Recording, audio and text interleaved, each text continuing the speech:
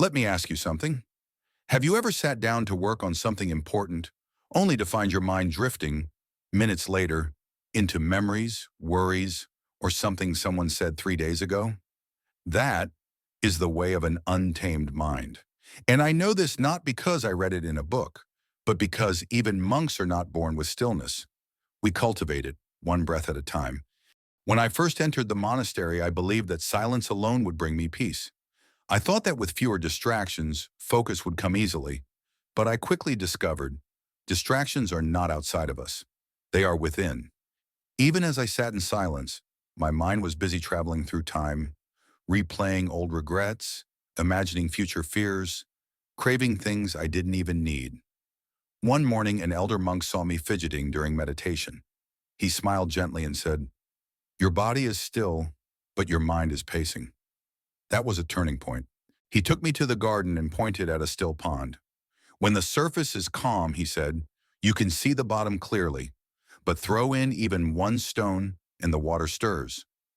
Our attention is the water, and every distraction, a stone. So how do we achieve anything in a world that is constantly tossing stones into our minds? The answer is simple but not easy. We must become the guardian of our own awareness. It begins with intention. Before you do anything, ask yourself, why am I doing this? Not every task deserves your full attention, but those that do deserve nothing less. Then comes presence. I was once assigned to sweep the monastery courtyard. For weeks, I rushed through it, treating it as a chore. One day, my teacher stopped me and said, "When you sweep in haste, your mind is dirtier than the floor." Since then, even sweeping became a form of meditation. When you are fully present in even the smallest task, the mind quiets and energy flows. And finally, discipline. Not the harsh kind, the gentle, unwavering kind, like the sun that rises without fail. Set time for what matters. Protect it. Close the doors, literal and mental, and give yourself the gift of undivided attention. You don't need superhuman willpower.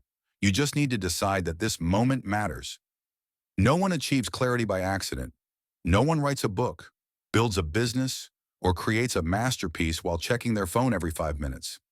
Focus is not a superpower. It's a habit.